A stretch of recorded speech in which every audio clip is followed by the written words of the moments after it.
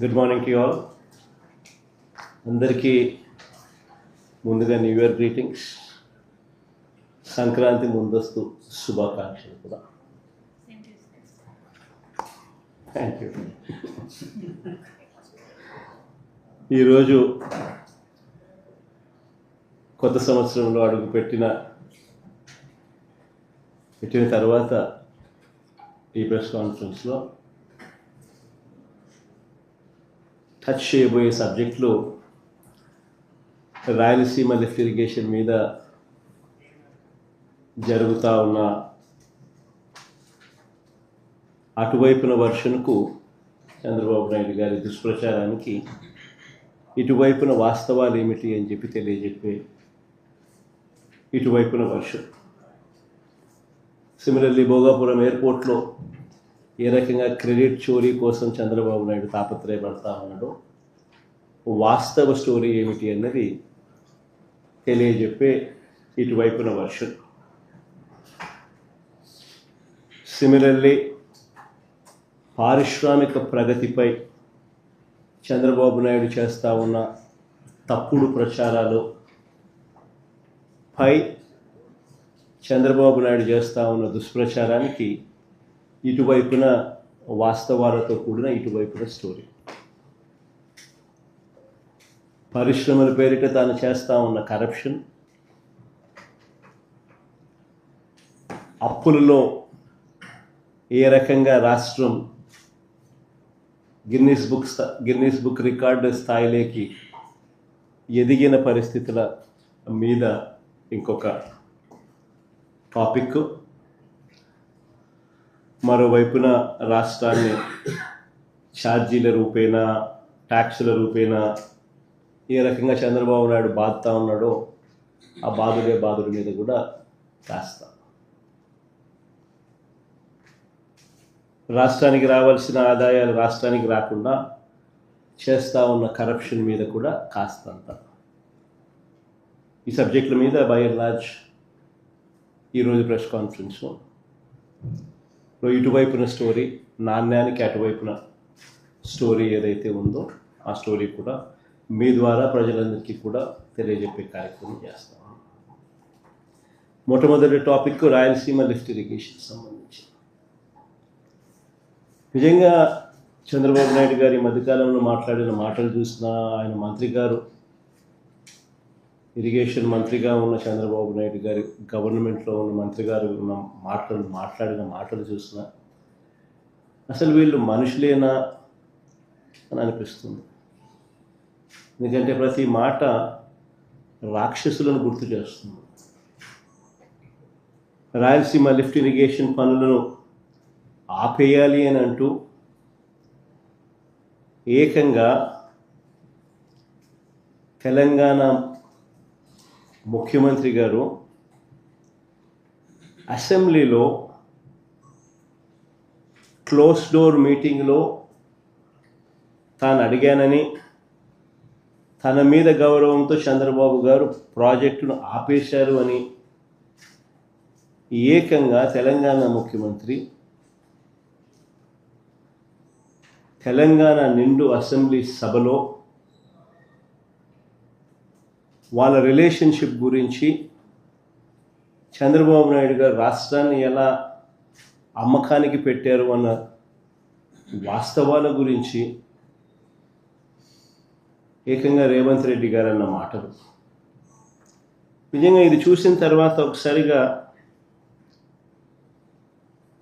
రాష్ట్ర ప్రజలకు అందరికీ కూడా, రైతన్నలందరికీ కూడా, మరీ ముఖ్యంగా రాయలసీమ, నెల్లూరు ఈ ప్రాంతాలకు సంబంధించిన రైతులకు నిజంగా చంద్రబాబు నాయుడు అనే వ్యక్తి ఒక విలన్ క్యారెక్టర్ కింద కనిపిస్తుంది.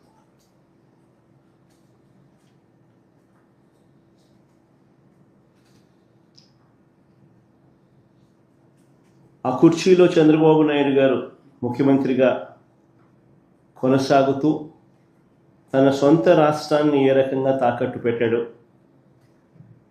రాష్ట్ర ప్రజలను తన స్వార్థం కోసం ఏ రకంగా తాకట్టు పెడతా ఉన్నాడు అన్నదానికి రేవంత్ రెడ్డి స్టేట్మెంట్లు సాక్ష్యాలు. నిజంగా బహుశా భారతదేశ చరిత్రలో ఇలాంటి చరిత్రహీనుడు బహుశా ఎవరు ఉండకపోయి ఉండొచ్చు.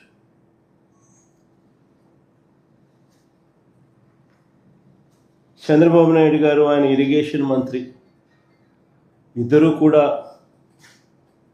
తెలంగాణ ముఖ్యమంత్రి అన్న మాటలను ఖండిస్తారు అని చెప్పి అందరం కూడా ఆశించాం. ప్రతి రైతు కూడా ముఖ్యమంత్రి ఈ స్థాయికి దిగజారిపోడు అని చెప్పి రైతు కూడా ఆశపడ్డాడు. కానీ ఆశ్చర్యం ఏమిటి అంటే చంద్రబాబు నాయుడు గారు తన ఇరిగేషన్ మంత్రితో తాను మాట్లాడించిన మాటలు, చంద్రబాబు నాయుడు గారు మాట్లాడుతూ ఉన్న మాటలు చూస్తే రాయలసీమ లిఫ్ట్ ఇరిగేషన్ స్కీమ్ అవసరం లేదు అంటూ వీళ్ళు మాట్లాడుతూ ఉన్న మాటలు చూస్తే రేవంత్ రెడ్డితో చంద్రబాబు నాయుడు గారికి ఉన్న రహస్య ఒప్పందానికి అధికార ముద్ర వేసినట్టే. కరెక్ట్గా రేవంత్ రెడ్డి కూడా ఇదే మాట్లాడాడు. చంద్రబాబు నాయుడు కూడా ఆయన మంత్రి కూడా రాయలసీమ లిఫ్ట్ అవసరం లేదు అని అంటూ చంద్రబాబు నాయుడు బరి తెగించి మాట్లాడడం కూడా వారిద్దరి మధ్య జరిగిన ఒప్పందానికి ఆమోద ముద్ర వేసినట్టు, అధికార ముద్ర వేసినట్టు.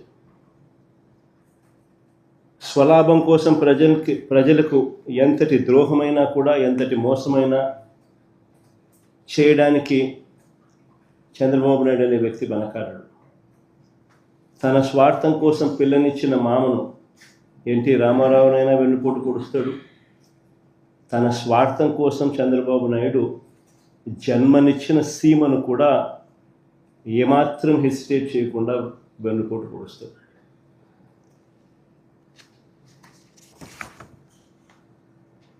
నిజంగా రాయలసీమ లిఫ్ట్ అన్నది ఒక గొప్ప ఆలోచన, ఒక గొప్ప ఉద్దేశం ఈ రాయలసీమ లిఫ్ట్ ప్రాజెక్టు వెనకాల ఉన్నమాట. కరువు కోరల్లో చిక్కుకుని ఉన్న రాయలసీమ ప్రాంతం, వ్యవసాయం ప్రశ్నార్థకరం అయిన పరిస్థితులు, తాగడానికి మంచినీళ్ళు కూడా ఒక్కొక్కసారి దొరకని పరిస్థితి.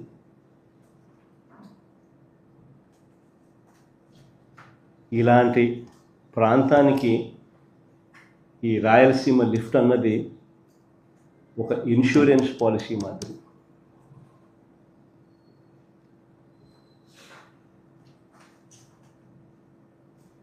రాయలసీమకు, నెల్లూరుకు, చెన్నైకి ఇది సంజీవిని వంటిది.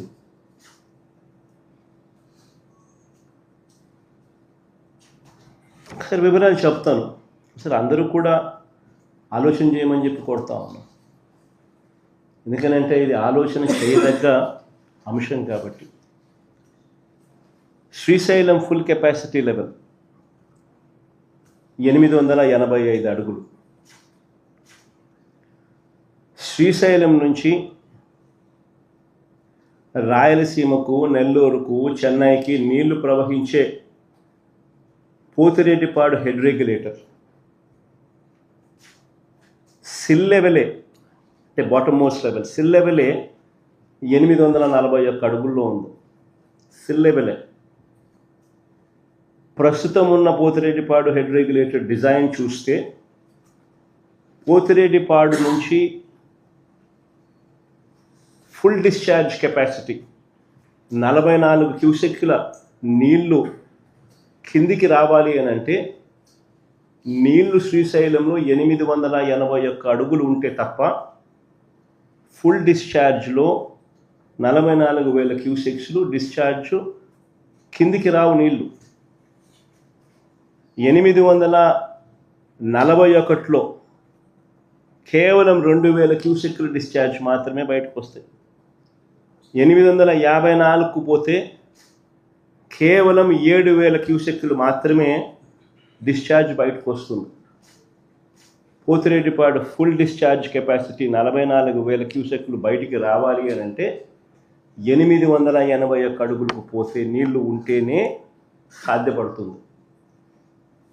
Srisailam full capacity level 885.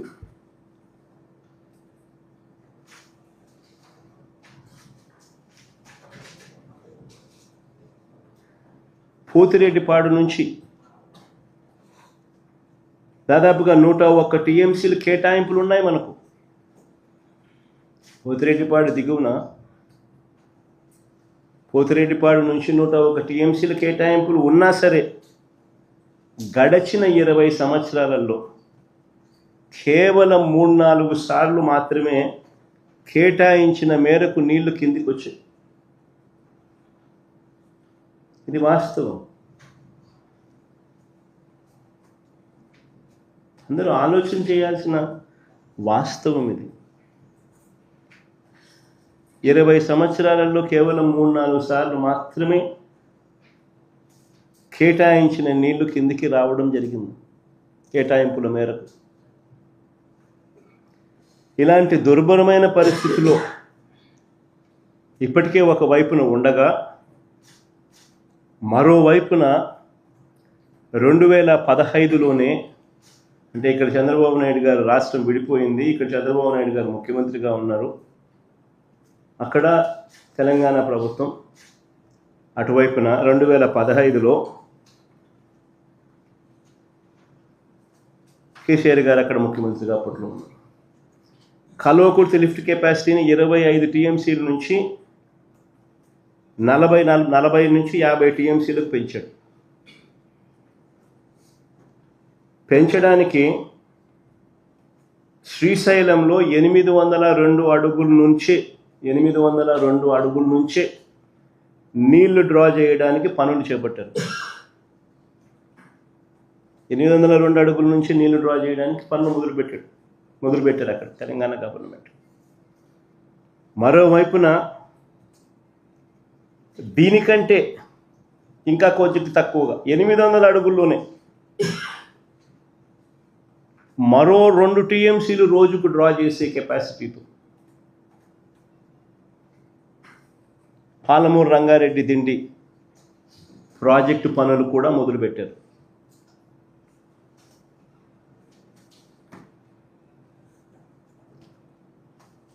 ఇంకోవైపున 825 అడుగులకి SLBC నుంచి మరో 40 టీఎంసీలు తీసుకెళ్లే నిర్మాణ పనులు కూడా ఒకవైపున సాగుతూ ఉన్నాయి.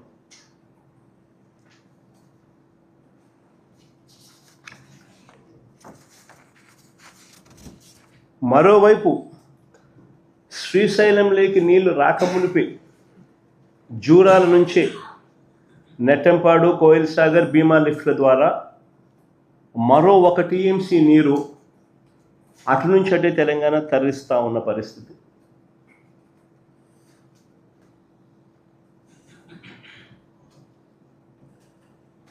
ఇంకోవైపున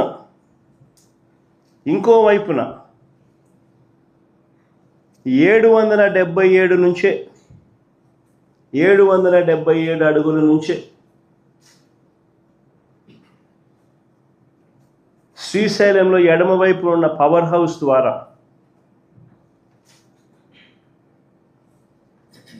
మరో 4 టీఎంసీల నీళ్లు రోజుకు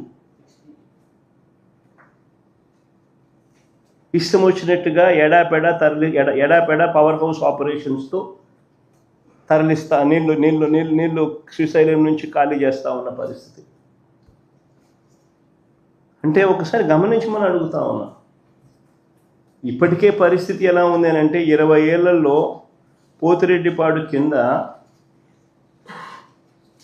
3-4 సంవత్సరాలు, 20 సంవత్సరాలకు గాను 3-4 సంవత్సరాలు మాత్రమే అలొకేటెడ్ కోటా కిందికి నీళ్లు దొరుకుతూ ఉన్న పరిస్థితి మధ్య ఈ ప్రాజెక్టులన్నీ ఇంకోవైపున కడతా ఉన్నారు. పవర్ హౌస్లో ఇష్టం వచ్చినట్టుగా పవర్ హౌస్ అనేది ఎందుకు ఆపరేట్ చేస్తారో కూడా అర్థం కాదమ్మా. ఒకవైపున రాష్ట్రంలో ఇటువైపున ప్రజలు అల్లాడుతూ ఉంటే నీళ్ళు లేక, అటువైపున యథేచ్ఛగా పవర్ను 777 అడుగుల నుంచి 4 టీఎంసీ నీళ్లు శ్రీశైలం నుంచి ఖాళీ చేస్తూ పవర్ హౌస్ ఆపరేట్ చేస్తారు.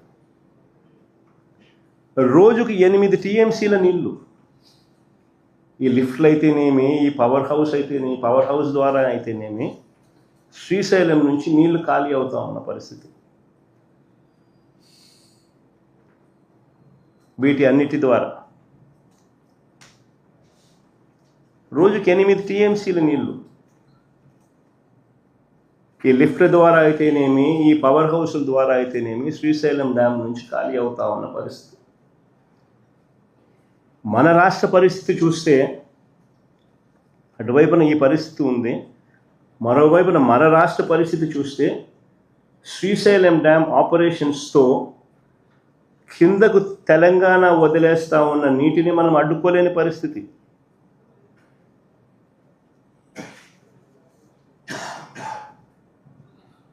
కింద వాళ్ళ పవర్ హౌస్ లెఫ్ట్ బ్యాంక్ వాళ్ళ దగ్గర వాళ్ళ ఏరియాలో ఉంది. వాళ్ళు పవర్ హౌస్ వాళ్ళు పవర్ జనరేట్ చేయడం కోసం అత్యధిక ప్రాధాన్యత ఇస్తూ రాయలసీమ ప్రాంతంలో ఏమైతే ఏముందిలే, ఇంకో ప్రాంతంలో ఏమైతే ఏమవుతుందిలే అని అత్యంత ప్రాధాన్యత ఇస్తూ వాళ్ళు పవర్ హౌస్ ద్వారా ఇష్టం వచ్చినట్టుగా నీళ్లు 4 టీఎంసీలు నీళ్లు రోజు కిందికి డ్యామ్ను ఖాళీ చేస్తూ ఉన్న పరిస్థితి. మనం అడ్డుకోలేని పరిస్థితి. అటు నాగార్జున సాగర్ లెఫ్ట్ బ్యాంక్లో పవర్ హౌస్ కింద లెఫ్ట్ బ్యాంక్ ఆపరేషన్స్ మొత్తం వారి చేతుల్లోనే ఉన్నాయి. కింద కూడా left bank operations, left bank power house Nagarjuna సాగర్లో అవి కూడా వాళ్ళ చేతుల్లోనే ఉన్నాయి. అంతెందుకు మొన్నటి దాకా మన వైపున అంటే మన భూభాగంలో ఉన్న రైట్ బ్యాంక్ కెనాల్ ఆపరేషన్స్ కూడా వాళ్ళ చేతుల్లోనే ఉన్నాయి మొన్నటిదాకా. ఎన్నికలకు ముందు మళ్ళీ మనం వైఎస్ఆర్సీపీ ప్రభుత్వం ఉన్నప్పుడు వెనక్కి తీసుకున్నాం. తెలంగాణ ఎన్నికలు అయిపోయిన తర్వాత మన ఎన్నికలకు ముందు మనం వెనక్కి తీసుకున్నాం. అంతవరకు మన భూభాగంలో ఉన్న ఆపరేషన్స్ కూడా వాళ్ళ చేతుల్లోనే చంద్రబాబు నాయుడు గారు పెట్టారు.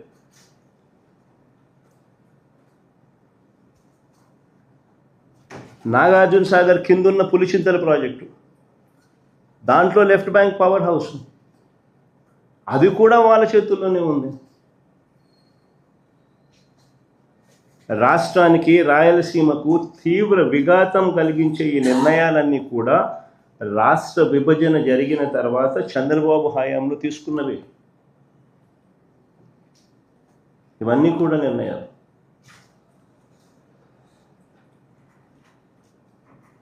అటు చంద్రబాబు నాయుడు పరిస్థితి ఏంటి అంటే, ఓటుకు కోట్ల కేసులో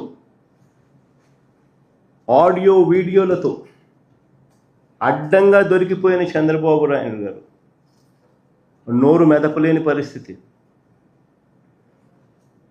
నోరు మెదపని పరిస్థితి. కానీ అప్పట్లోనే మన రాష్ట్ర హక్కుల కోసం ప్రతిపక్ష నేతగా నేను అప్పట్లోనే కర్నూలులో జలదీక్ష కూడా చేశాను. చంద్రబాబు గారి మౌనం వల్ల శ్రీశైలం ఎగువ భాగంలో తెలంగాణ చేపట్టిన లిఫ్ట్ ప్రాజెక్టులు 2019 వైఎస్ఆర్సీపీ ప్రభుత్వం వచ్చే నాటికే చకచకా పనులు జరుగుతూ ఉన్న పరిస్థితి.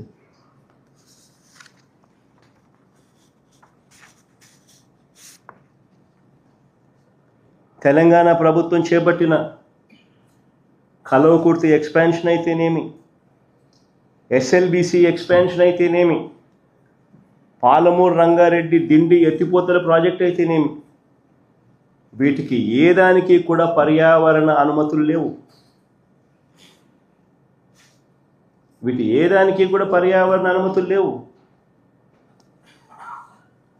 ఆ పనులు ఆపాలని ఎన్జీటీ 2021 అక్టోబర్లో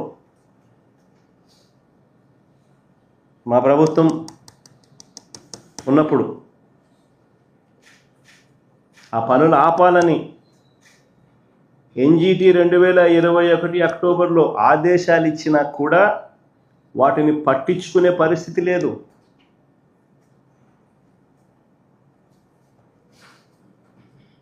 రెండు 2022లో ఎన్జిటి తెలంగాణకు 920 కోట్ల రూపాయలు జరిమానా విధించింది.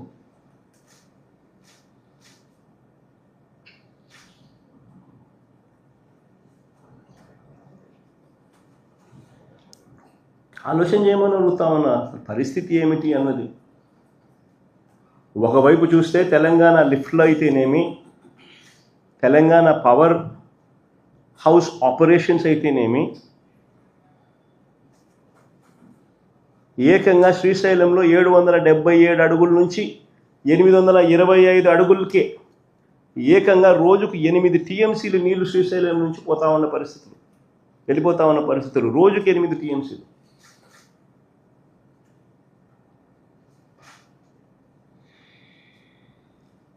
ఆంధ్ర రాష్ట్ర పరిస్థితి చూస్తే శ్రీశైలంలో మన పరిస్థితి ఏమిటి అని అంటే, ఫుల్ రిజర్వాయర్ లెవెల్ 881 అడుగులు అయితే 885 అడుగులు ఫుల్ రిజర్వాయర్ లెవెల్ అయితే, ఆంధ్ర రాష్ట్ర పరిస్థితి ఏంటంటే 834 అడుగుల్లో మల్యాల దగ్గర ఒక చిన్న లిఫ్ట్ 0.33 టీఎంసీ,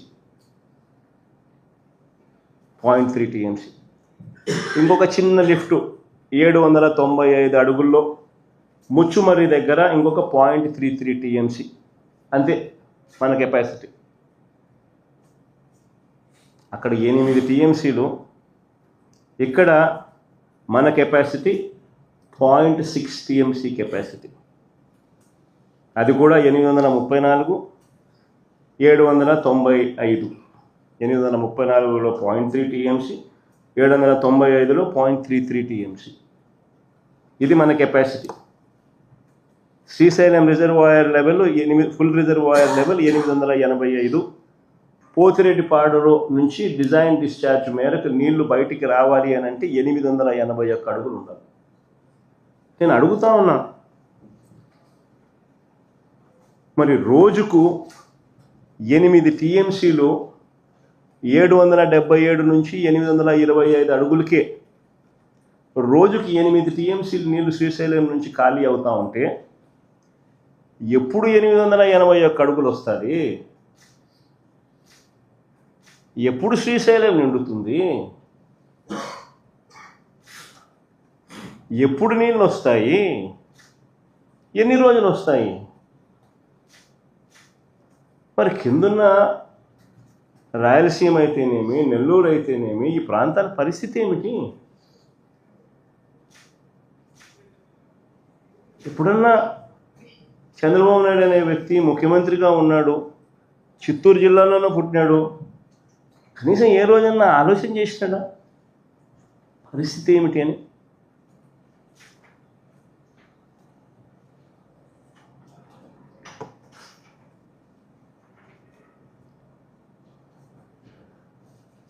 ఇలాంటి విపత్కర పరిస్థితుల మధ్య మా ప్రభుత్వం అధికారంలోకి వచ్చిన తర్వాత 2019లో ఈ పరిస్థితిని చక్కబెట్టడం కోసం అడుగులు పడ్డాయి. అందులో భాగమే రాయలసీమ లిఫ్ట్ ఇరిగేషన్ ప్రాజెక్టు పెట్టాం. 800 అడుగుల్లోనే మనం కూడా 3 టీఎంసీలు నీటిని తీసుకొని వెళ్ళే వెసులుబాటు క్రియేట్ చేసాం.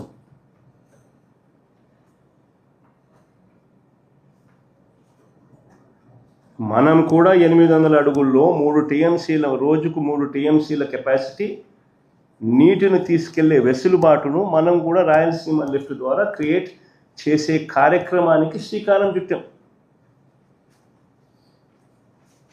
దాదాపుగా 1000 కోట్లు ఖర్చు పెట్టి పనులు కూడా చకచక పనులు కూడా జరిగాయి.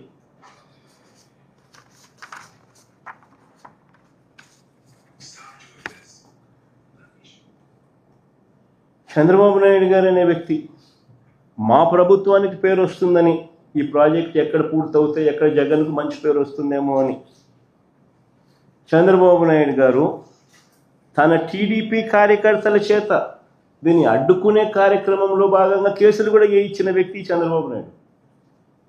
తెలుగుదేశం పార్టీ కార్యకర్తలు తెప్పించినాడు, అది తెలంగాణ నుంచి. వాళ్ళు ఏపీలా చంద్రబాబు నాయుడు వేయించినాడు, ఆయన తెలుగుదేశం కార్యకర్తలు. ఎంత దుర్మార్గుడో ఈ మనిషి చూడండి. అయినా సరే రాయలసీమ, దిగువన నెల్లూరు ఈ రైతులకు మేలు చేయడం కోసం తాగునీటి అవసరాలను దృష్టిలో పెట్టుకొని ప్రాజెక్టును ముందుకు కదిలించాం, ముందుకు కొనసాగించాం. ప్రభుత్వం మారిన తర్వాత దురదృష్టవశాత్తు నిజంగా ఈ ప్రాంతపు రైతన్నల దురదృష్టం ఏమిటి అని అంటే మా ప్రభుత్వం రాకపోవడం. మళ్ళీ ప్రభుత్వం మారిన తర్వాత ఈ ప్రాజెక్టుకు మళ్ళీ చంద్రగ్రహణం పట్టింది. రహస్య ఒప్పందం చేసుకుని రాష్ట్రానికి, రాయలసీమకు తీరని అన్యాయం చేశాడు చంద్రబాబు నాయుడు. కేవలం జగన్కి ఎక్కడ క్రెడిట్ వస్తుందో అని చెప్పి.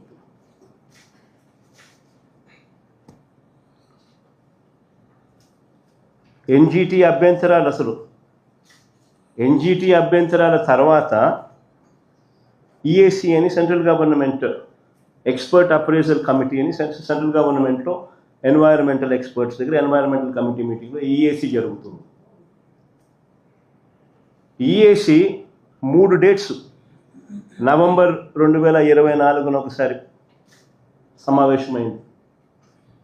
జనవరి మళ్ళీ 2 నెలల తర్వాత జనవరి 2025లో మళ్ళీ సమావేశమైంది. మళ్ళీ మూడోసారి ఫిబ్రవరి 27, 2025 సమావేశమైంది.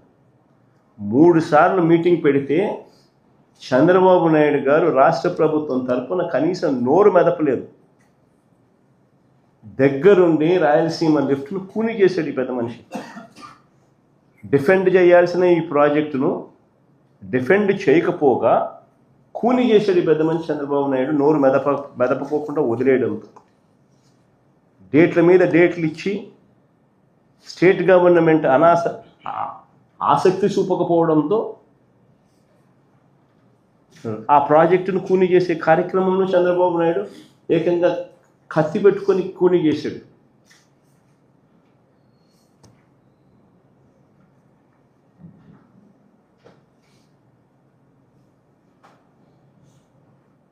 చంద్రబాబు నాయుడు గారు అసలు ఈ ప్రాజెక్టే వేస్ట్ అన్నట్టుగా తాను మాట్లాడతాడు, తన మనుషుల చేత మాట్లాడిస్తాడు. ఆశ్చర్యకరమైన మాటలు మాట్లాడతారు వీళ్ళు.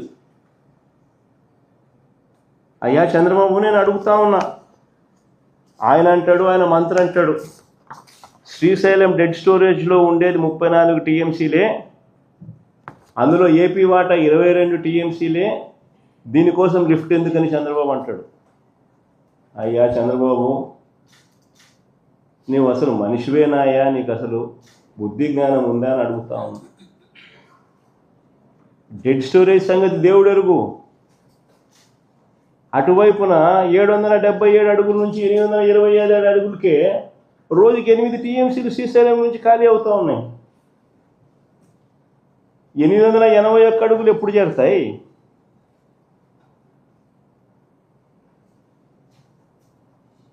ఆ తర్వాత పోతిరెడ్డిపాడు నుంచి నీళ్ళు ఎప్పుడు కిందికి వస్తాయి?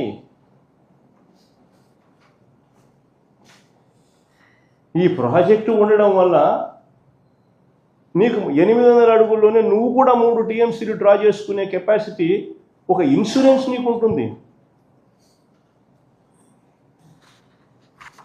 ఈ మాత్రం కూడా జ్ఞానం లేదు పెద్ద మనిషికి. ఇంకా చంద్రబాబు నాయుడు గారు ఇంకా ప్రాజెక్టును ఇంకా కన్ఫ్యూజన్ క్రియేట్ చేయాలనే ఉద్దేశంతో ఈ పెద్ద మనిషి చంద్రబాబు నాయుడు గారు రాష్ట్ర ప్రయోజనాలను, కరువు పీడిత రాయలసీమ, నెల్లూరు ప్రయోజనాలను చులకన చేసి కూడా మాట్లాడుతూ ఉన్నారు. ఆ లిఫ్టులో ఆ స్టెబిలైజింగ్ రిజర్వాయర్లు అంటాడు స్వామి. రిజర్వాయర్లు కాదు స్వామి కట్టిందాడా, స్టెబిలైజింగ్ రిజర్వాయర్లు. అవి కట్టకపోతే కుప్పంకు, చిత్తూరు జిల్లాకు తాగునీళ్ళు కూడా పోవు.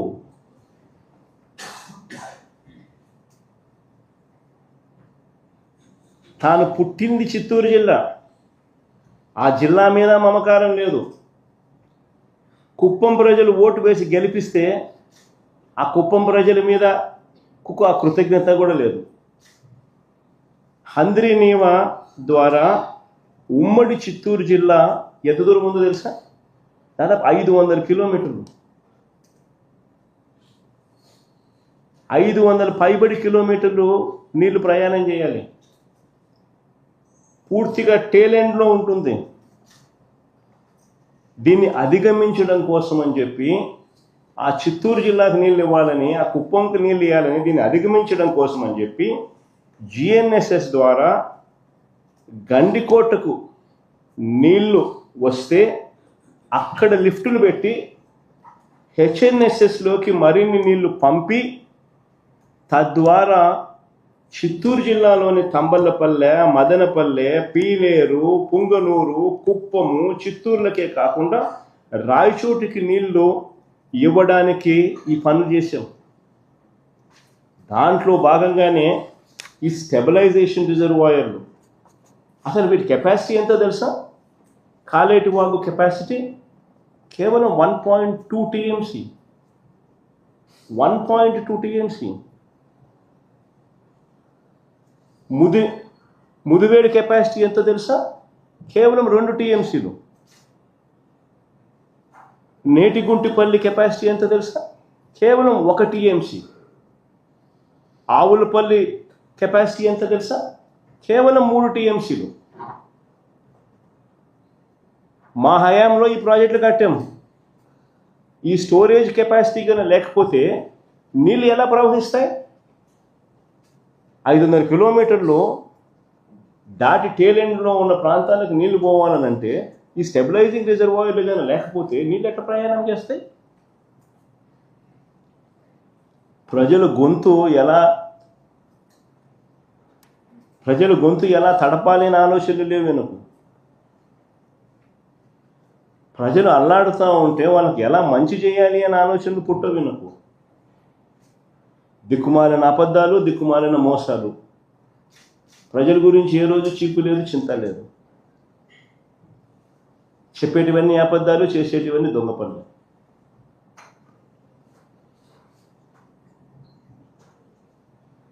అసలు అందరూ కూడా గుర్తుపెట్టుకోవాల్సిన వాస్తవమైన విషయం ఏమిటో తెలుసా?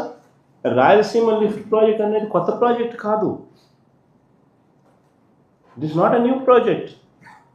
రాయలసీమ, నెల్లూరు, చెన్నైకి తాగునీటి అవసరాలు తీర్చడానికి కరువు పీడిత రాయలసీమ, నెల్లూరుకు అదివరకే చేసిన కేటాయింపుల మేరకు ముందే కట్టి ఉన్న రిజర్వాయర్లకు నీటిని సప్లిమెంట్ చేసే లిఫ్ట్ ఇది.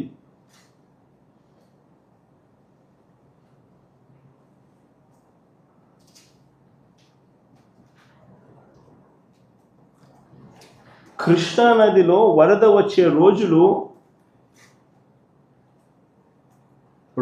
రోజుకు తగ్గిపోతూ ఉన్నాయి. ప్రతి సంవత్సరం తగ్గుతూ ఉన్న పరిస్థితులు. 20-30 రోజుల కన్నా ఎక్కువ రాని పరిస్థితి, ఇప్పటికే పడిపోయిన పరిస్థితి. ఇలాంటి నేపథ్యంలో మరోవైపున చూస్తే రోజుకి 8 టీఎంసీలు నీళ్లు శ్రీశైలం నుంచి ఖాళీ అవుతా ఉన్న ఇంకో పరిస్థితి కనిపిస్తూ ఉంది. మరోవైపున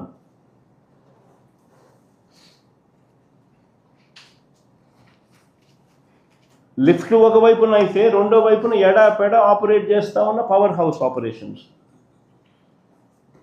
కనీసం అటువైపున నీళ్లు తాగడానికి ఉండవు, కరువు పీడిత ప్రాంతం అది అని చెప్పి కనీసం ఆలోచనలు కూడా లేకుండా ఎడాపెడ పవర్ హౌస్ ఆపరేషన్స్ చేస్తూ ఉన్నారు.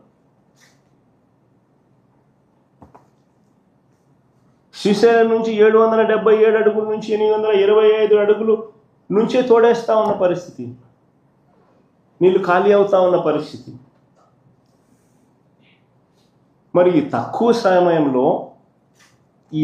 సమయంలోనే ఆల్రెడీ కట్టి ఉన్న ప్రాజెక్టులకు నీరు నింపలేని పరిస్థితిని సరిదిద్దే కార్యక్రమమే రాయలసీమ లిఫ్ట్.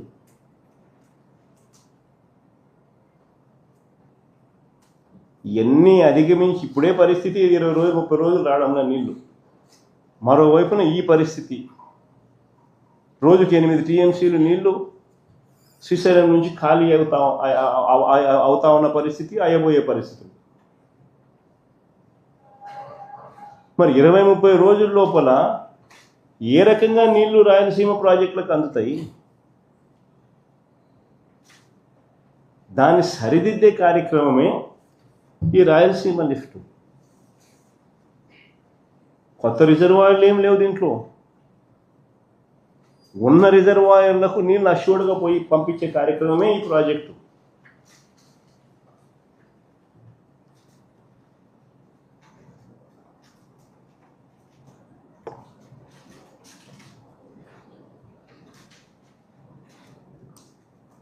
అసలు వాస్తవం ఏంటంటే పాలకులుగా అటువైపు తెలంగాణ కానివ్వండి, ఇటువైపున ఆంధ్ర కానివ్వండి, అందరం ఒకటే భాష మాట్లాడతాం, అందరం అన్నదమ్ములం. Nobody is against the other. Telangana ప్రాంతంలో వాళ్లకు నష్టం చేయాలని జగన్ ఏ రోజు ఆలోచన చేయడు, తపన పడడు, తాపత్రయపడడు. అయితే మా ప్రాంతంలో ఉన్న మా వాళ్ళకు మాత్రం నష్టం జరగకుండా చూసుకునే కార్యక్రమం కూడా చేయడం మా ధర్మం. కొత్త రిజర్వాయర్లు ఏం కట్టడంలా, ఉన్న రిజర్వాయర్లకే నీళ్లు ఖచ్చితంగా ఆ రిజర్వాయర్లకు చేర్చగలిగే కార్యక్రమం చేయలేకపోతే చరిత్రహీనం అవుతాం. This is what we have done. దీంట్లో ఒక ఎమోషనల్ డ్రామాస్ ప్లే చేసి భావోద్వేగాలను రెచ్చగొట్టి ఇరు ప్రాంతాల ప్రజలకు మధ్య గొడవలు క్రియేట్ చేసే కార్యక్రమము పాలకులుగా ఉన్న కొంతమంది చేస్తూ ఉన్నారు. తప్పదు. ఫ్యాక్ట్స్ కరెక్ట్గా చెప్పాలి. కరెక్ట్గా చెప్పినప్పుడు ప్రజలైనా అర్థం చేసుకుంటారు. అందరం అన్నదమ్ములుగానే ఉన్నాం, అందరం అన్నదమ్ములుగానే కలిసిమెలిసి ఉన్నాం, కలిసిమెలిసి పెరిగినాం కూడా.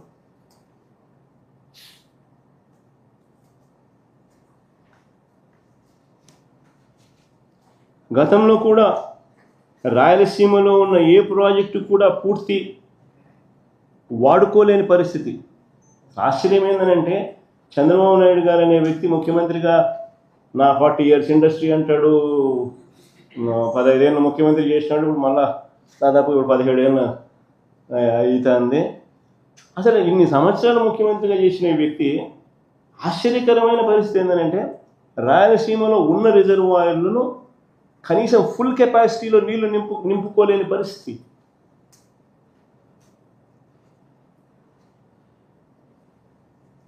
ఆశ్చర్యంగా అనిపిస్తుంది ఈ విషయాలు. ఇదే పెద్దమని చంద్రబాబు నాయుడు గారు ప్యాకేజీలు విడగొడతాడు, జీవో నెంబర్ 22, జీవో నెంబర్ 63 అని చెప్పి డబ్బులు ఎత్తే దానికోసం జీవోలు జారీ చేస్తాడు. రేట్లు పెంచేసి నామినేషన్ పద్ధతిలో దోచుకునే కార్యక్రమాలు చేస్తాడు వర్కులు ఇచ్చి. పేరుకు రిజర్వాయర్లు ఉన్నాయి కానీ నీరు నింపలేని పరిస్థితి. మేము అధికారంలోకి వచ్చిన తర్వాత ఒక్కొక్కటిగా దీన్ని సరిదిద్దుతూ వస్తూ ఉన్నాం. మేము అధికారంలోకి వచ్చిన తర్వాతనే మొట్టమొదటిసారిగా దీన్ని సరిదిద్దే విధంగా అడుగులు పడ్డాయి. Teluganga link canal 0 to 18 kilometers design discharge పంపించుకోలేని పరిస్థితి. 500 కోట్లు మేము ఖర్చు పెట్టి డిజైన్ డిశ్చార్జ్ మేరకు 15,000 క్యూసెక్లు దాంట్లో పంపించే విధంగా దాన్ని రిపేర్ చేసి ఆ 0 to 18 kilometers రిపేర్ చేసి తీసుకురాగలిగాం వాడుకలేకి. Teluganga link canal, SRBC, GNSS canal carrying capacities అంటే కెనాల్ క్యారీయింగ్ సామర్థ్యం రెండు కలిపి 30,000 క్యూసెక్లకు పెంచే పనులు మేము చేపట్టాం. నిప్పుల వాగు ద్వారా నెల్లూరు వరకు 30,000 క్యూసెక్కులు వెళ్ళేలా పనులు మేము చేపట్టాం. హెచ్ఎన్ఎస్ఎస్లో కేవలం 2,000 క్యూసెక్కులు మాత్రమే వెళ్తూ అంటే మేము వచ్చాక కాలువ సామర్థ్యాన్ని 6,300 క్యూసెక్కులకు పెంచే పనులకు మేము శ్రీకారం చుట్టాం. అవుకు టనల్ ఫాల్ట్ జోన్ సమస్యను గత ప్రభుత్వాలు ఏమీ తీర్చలేకపోయాయి. మేము వాటిని అధిగమించి మొదటి టనల్ ద్వారా 10,000 క్యూసెక్కులు, రెండో టనల్ కూడా పూర్తి చేసి మరో 10,000 క్యూసెక్కులు నీళ్లు పంపగలిగాం. 2 టనళ్లు పూర్తి చేయడానికి 260 కోట్ల రూపాయలు వాటర్ ఫుటింగ్ బేసిస్ మీద ఖర్చు పెట్టి కంప్లీట్ చేసినాం. అవుకులో మూడో టనల్ పనులు కూడా మొదలుపెట్టాం. గండికోట రిజర్వాయర్ కెపాసిటీ 27 టీఎంసీలు, ఏ రోజు 15-14 టీఎంసీలు మించిపెట్టలా నీళ్లు. మేము వచ్చిన తర్వాత 1,000 కోట్లు R&R మీద డబ్బు ఖర్చు పెట్టి 27 టీఎంసీల ఫుల్ డిశ్చార్జ్ కెపాసిటీలో గండికోట నీళ్లు స్టోర్ చేసినాం. చిత్రావతి ప్రాజెక్టు ఏ రోజు ఫుల్ కెపాసిటీ 10 టీఎంసీలు నీళ్లు ఏ రోజు స్టోర్ చేయలేదు. మేము వచ్చిన తర్వాత 280 కోట్లు ఖర్చు చేసి R&R పనులు పూర్తి చేసి 10 టీఎంసీలు నీళ్లు మేము వచ్చిన తర్వాత పెట్టాం. బ్రహ్మం సాగర్ 17 టీఎంసీలు ఏ రోజు పెట్టలా. మేము వచ్చిన తర్వాత డయాఫ్రమ్ వాల్ కొత్త చేసి లీకేజ్ సమస్యను పూర్తి చేసి 90 కోట్ల రూపాయలు ఖర్చు చేసి 17 టీఎంసీలు బ్రహ్మం సాగర్లో నీళ్లు నింపాం. మేము వచ్చిన తర్వాతనే వెలుగొండలో 2 టన్నులు పూర్తి చేసి 2 దశాబ్దాల కలను మేము వచ్చిన తర్వాత నెరవేర్చి జాతికి అంకితం చేశాం వెలుగొండ ప్రాజెక్టు. ఇక మిగిలింది R&R పనులు, లైనింగ్ పనులు, అంతకని ఇంకేం మిగల.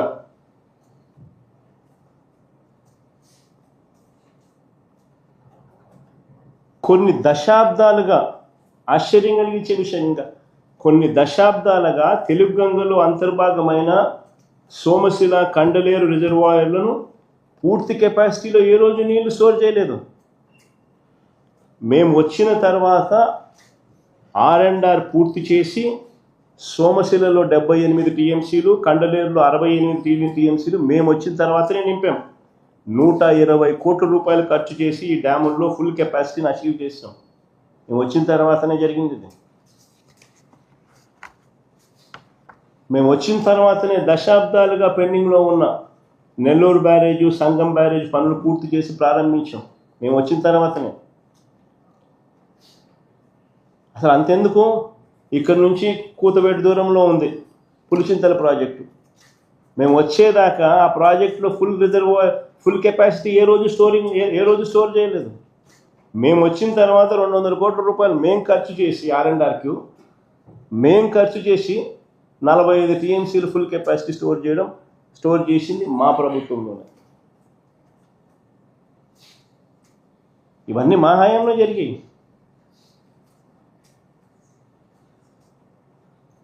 నిజంగా ఒక చిత్తశుద్ధి అనేది ఉండాలి. రైతులకు మంచి జరగాలంటే ఏం చేయాలి, ఎలా చేయాలి అని ఒక చిత్తశుద్ధి అనేది ఉండాలి. ఒక చిత్తశుద్ధి ప్రకారము అడుగులు వేస్తే, మనిషిలో సిన్సియారిటీ, కమిట్మెంట్ ఉంటే ఏదైనా కానీ దేవుడు ఆశీర్వదిస్తాడు, పనులు జరుగుతాయి.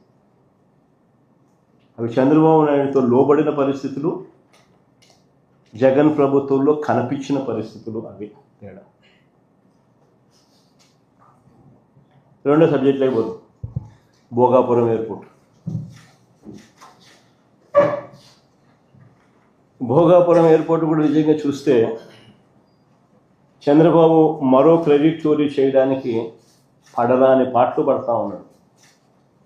భోగాపురం ఇంటర్నేషనల్ ఎయిర్పోర్ట్ స్టోరీ కూడా చూస్తే అసలు క్రెడిట్ చోరీ అన్నది చేయడం కోసం ఎన్ని పడరాని పాటలు పడతా ఉన్నాడు చంద్రబాబు నాయుడు అనడానికి ఇది ఇంకొక ఎగ్జాంపుల్.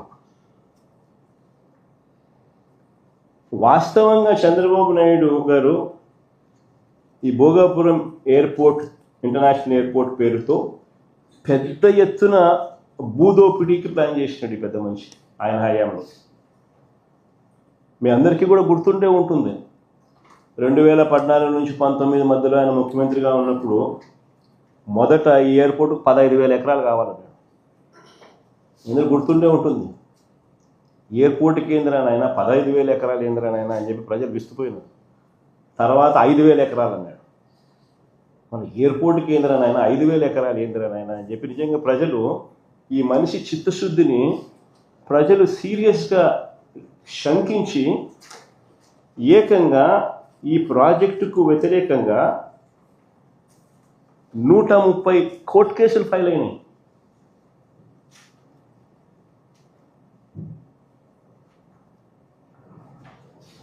ప్రాజెక్ట్ టేకాఫ్ కాల. తర్వాత మేము అధికారంలోకి వచ్చిన తర్వాత ప్రాజెక్ట్ సైజును 2,200 ఎకరాలు ఎయిర్పోర్టుకు, ఇంకొక 500 ఎకరాలు ఏరో సిటీకి, మొత్తం 2,703 ఎకరాలకు కుదించి what is reasonable, what is the size. నెట్లోకి వెళ్ళి ఆల్ ది ఇంటర్నేషనల్ ఎయిర్పోర్ట్స్ ఏ సైజుల్లో ఉన్నాయని ఒకసారి బటన్ నొక్కినాను అనుకో, 2,700 ఎకరాలు అనే బ్రహ్మాండమైన సైజు కింద కనిపిస్తుంది. ఒక చంద్రబాబు నాయుడు స్కాములు చేసే కార్యక్రమం తప్ప. మేము ఏరో సిటీకి ఒక 500 ఎకరాలు, 2,200 ఎకరాలు ఎయిర్పోర్ట్ కుదించి అడుగులు వేగంగా ముందుకు వేయగలిగాం. ప్రతి రైతుకు కాన్ఫిడెన్స్ ఇవ్వగలిగినాం. మొత్తం 130 కేసులు కోర్టులో ఉన్నటి సాల్వ్ చేయగలిగినాం. సాల్వ్ చేసి భూసేకరణ పూర్తి చేసి 3 గ్రామాలలో సుమారు 400 కుటుంబాలను తరలించి దాదాపుగా 960 కోట్ల రూపాయలు ఖర్చు చేసి ల్యాండ్ అక్విజిషన్ పూర్తి చేసినాం. 960 కోట్ల రూపాయలు ఖర్చు చేసినాం. టైం పెట్టినాం, ఎనర్జీ పెట్టినాం, కోర్టు కేసులు సాల్వ్ చేసినాం. 3 గ్రామాలలో 400 కుటుంబాలను తరలించి వాళ్ళకి కాలనీ కట్టాం.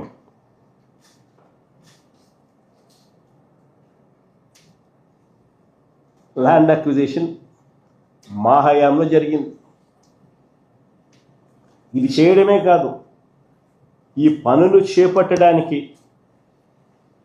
తనకు సంబంధించిన మంత్రి అశోక్ గజపతి రాజు గారు ఆ రోజు కేంద్రంలో సివిల్ ఏవియేషన్ మంత్రిగా ఉన్నా కూడా చంద్రబాబు గారి ప్రభుత్వం పర్మిషన్స్, ఎన్ఓసీలు కూడా కేంద్రం నుంచి తెచ్చుకోలేకపోయారు.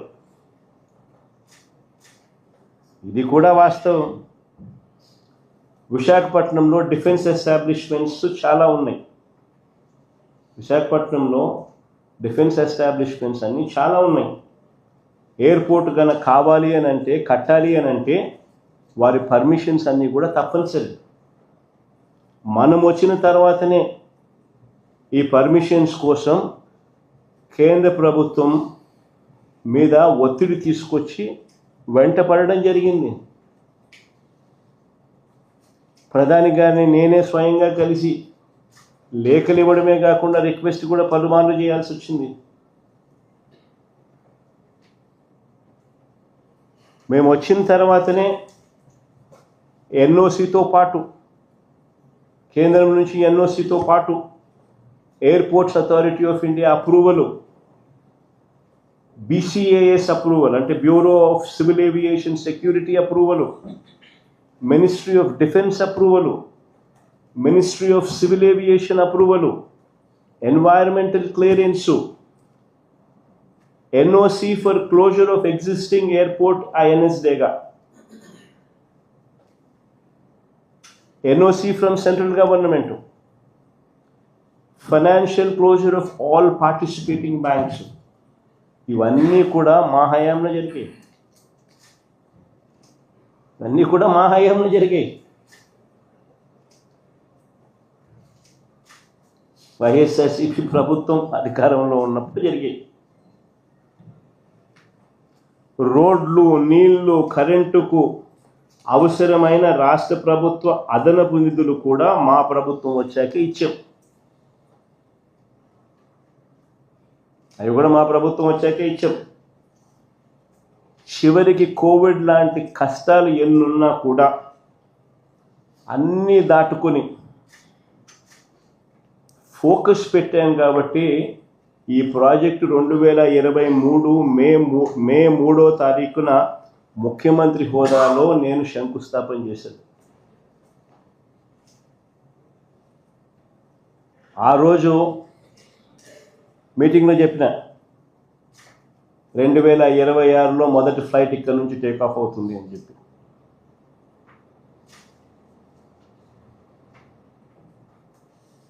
అంతేకాదు, ఎయిర్పోర్ట్ ఒక వైపున కడతా ఉన్నప్పుడు ఎయిర్పోర్ట్ కనెక్టివిటీ రోడ్డు కూడా ఈక్వల్లీ ఇంపార్టెంట్.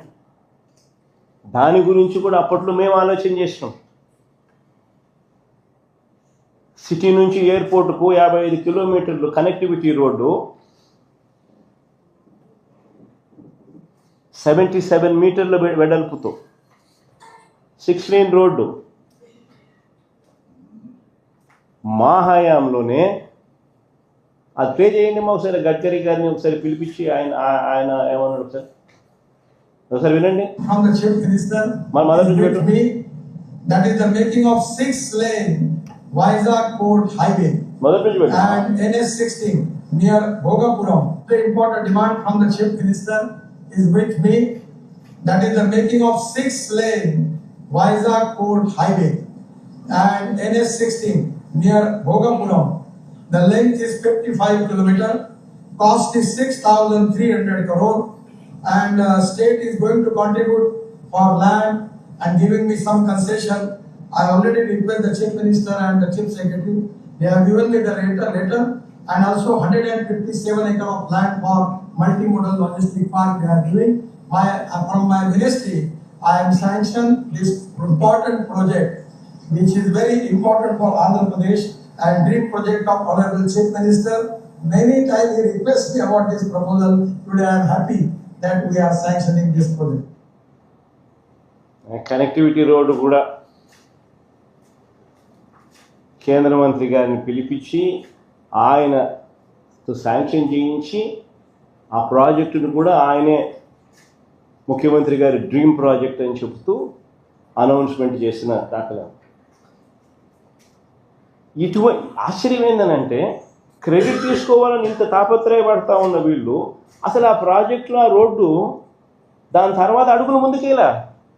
మన ప్రభుత్వం పోయిన తర్వాత ఈ 2 ఏళ్లలో వీళ్ళు వచ్చిన తర్వాత దాన్ని పర్సూ చేసుకొని అదేదో ఆ ఎయిర్పోర్ట్ అయ్యే టయానికి రోడ్డు కూడా కంప్లీట్ కావాలన్న మినిమం ధ్యాస కూడా వీళ్ళకి లేదు. ఈరోజు ఎయిర్పోర్ట్ కంప్లీట్ అవుతా ఉంది. నెలలో పోస్ట్ ఫ్లైట్స్ కూడా టేక్ ఆఫ్ అవుతాయి. పరిస్థితి చూస్తే రోడ్ కనెక్టివిటీ కుంటు రోడ్డే. ఇప్పటికి అయిపోయి ఉండాలి మామూలుగా అయితే. ఆ స్టేజ్ నుంచి 2 సంవత్సరాల టైం ఉన్నాయి చంద్రబాబు నాయుడుకు. ఈ ప్రాజెక్టు ఒకవైపున చకచకా పనులు జరుగుతూ ఉన్నాయి, ఓ పక్క రోడ్డు మీద కూడా ధ్యాస పెట్టిందంటే ఇది అయిపోయే లోపల అది కూడా అయిపోయి ఉంటుంది. కనీసం ఆ పని కూడా పర్సూ కూడా చేయలే. కానీ చంద్రబాబు నాయుడు గారు ఏమంటాడు, క్రెడిట్ చోరీ. తాను తన సివిల్ ఏవియేషన్ మినిస్టర్ వీళ్ళ వల్లనే వచ్చింది అన్నట్టుగా బిల్డప్. అది వీళ్ళు ఏం చేసినారు? అది వీళ్ళు ఏమైనా చేసినారా? ఒక పర్మిషన్ తెచ్చినారా? ల్యాండ్ అక్విజిషన్ చేసినారా? కనీసం జరగాల్సిన పనులన్నా చేయించినారా? కనీసము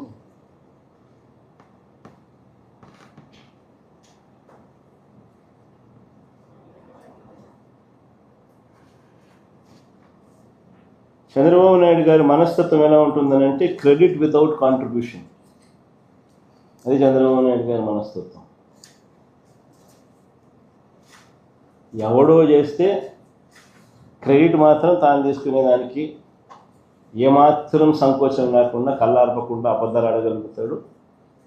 సంకోచం లేకుండా క్రెడిట్ తన ఖాతాలోకి వేసుకుని ప్రతి ప్రయత్నం చేస్తుంది. ఇంక మూడో సబ్జెక్టులోకి పోదాం. పరిశ్రమలకు సంబంధించి కొన్ని వాస్తవాలు చెప్తా. ఇది కూడా బాగా ఇంట్రెస్టింగ్ సబ్జెక్ట్. ఒకవైపు ఇలా క్రెడిట్ చోరీ, ఒకవైపు చంద్రబాబు నాయుడు గారు ఏ రకంగా చేస్తాడు అన్నది మనకు ఇప్పటికే అర్థమవుతుంది. అదాని డేటా సెంటర్లో గూగుల్కి సంబంధించిన విషయం అయితేనేమి, ఈ ఎయిర్పోర్ట్ అయ్యే విషయం అయితేనేమి, ఇంకా అనేక విషయాలు ఇంకా చెప్పుకుంటూ పోతుంటే అనేక విషయాలలో ఆయన ఏ రకంగా క్రెడిట్ చోరీ చేస్తారన్నది మనకు తెలిసిన విషయం. ఇక క్రెడిట్ చోరీ అనేది ఇంకొక వైపు అడుగు ముందుకు వేస్తే, మా హయాంలో పారిశ్రామికవేత్తలకు చంద్రబాబు నాయుడు అంటా ఉన్న మాటలు, మా హయాంలో పరిశ్రమలు పారిశ్రామికవేత్తలు వెళ్ళిపోయారన్నట్టుగా చంద్రబాబు గారు నిరంతరం బురద జల్లుతూ ఒక ప్రచారం చేస్తూ ఉంటాడు. ఆయనకు సంబంధించిన ఆయన ఎల్లో మీడియా, ఈనాడు, ఒక ఆంధ్రజ్యోతి, ఒక టీవీ షో, వీళ్ళకి తోడు వీళ్ళకున్న డజన్ల కొద్దీ ఒక సోషల్ మీడియాలో వీళ్ళకున్న అబద్ధాల ఫ్యాక్టరీలు. ఇదే పని మా హయాంలో అట పరిశ్రమలు పారిశ్రామికవేత్తలు వెళ్ళిపోతున్నారన్నట్టుగా ఒక బిల్డప్ నిరంతరం బుడ్డ జల్లే కార్యక్రమం. నిజంగా ఈయన తప్పుడు ప్రచారాలను బద్దలు చేస్తూ ఆర్బీఐ ఈ మధ్యకాలంలోనే డిసెంబర్ 11, 2025 ఒక నివేదిక రిలీజ్ చేసింది. నిజంగా మా దురదృష్టం ఏమిటనంటే, నిజాలు బయటికి వచ్చేలోపు చంద్రబాబు గారు అబద్ధాలు ప్రపంచాన్ని చుట్టేసి వస్తాయి. నిజాలు గడప దాటే లోపే చంద్రబాబు నాయుడు గారు అబద్ధాలు ప్రపంచాన్ని చుట్టేసుకొని వస్తాయి. అది మా దురదృష్టం. కారణం ఏంటంటే వీళ్ళకున్న ఎల్లో సామ్రాజ్యం, డజన్ల కొద్దీ వీళ్ళకున్న అబద్ధాల ఫ్యాక్టరీలు. కానీ ఈ రిపోర్ట్ ఒకసారి డిసెంబర్ 11, 2025 నాడున ఆర్బీఐ రిపోర్ట్ చూస్తే 2019 నుంచి 24 అంటే మా హయాంలో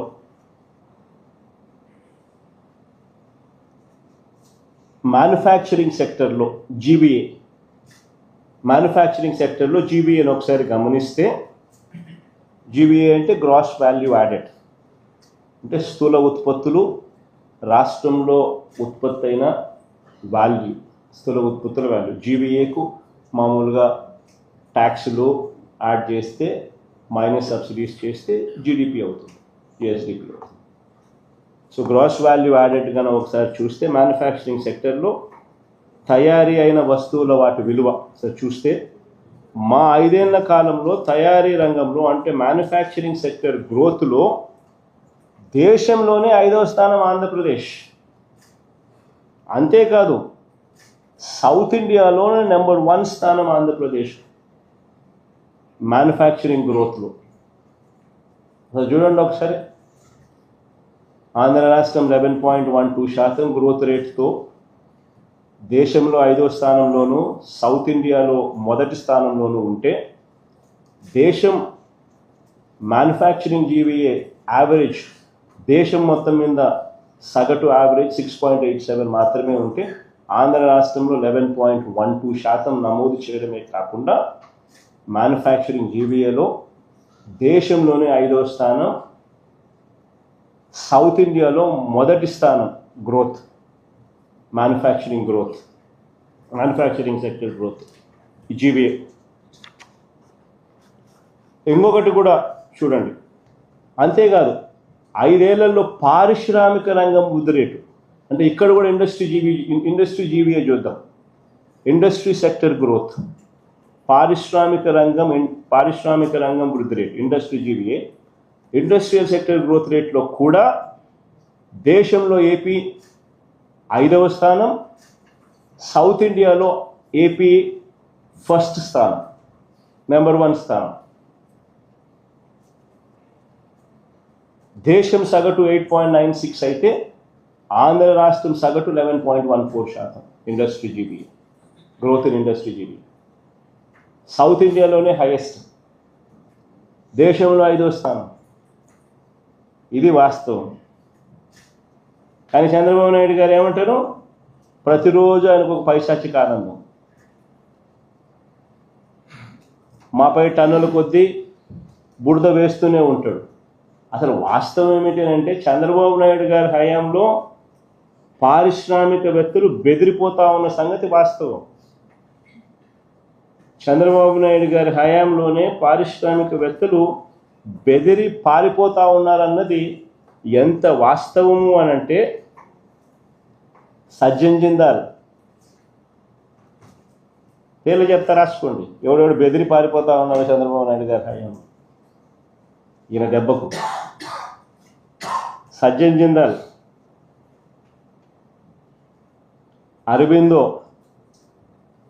my home cements, Sri cements, Ramco cements, Dalmia cements, Bharathi cements, UB, Siddhisai వీరందరూ చంద్రబాబు నాయుడు గారి హయాంలో పరిశ్రమలు పెట్టిన పరిశ్రమలను ఇబ్బందులు ఎదుర్కొంటా ఉన్న పరిస్థితులు, భయభ్రాంతులకు లోన్ చేస్తూ ఉన్న పరిస్థితులు.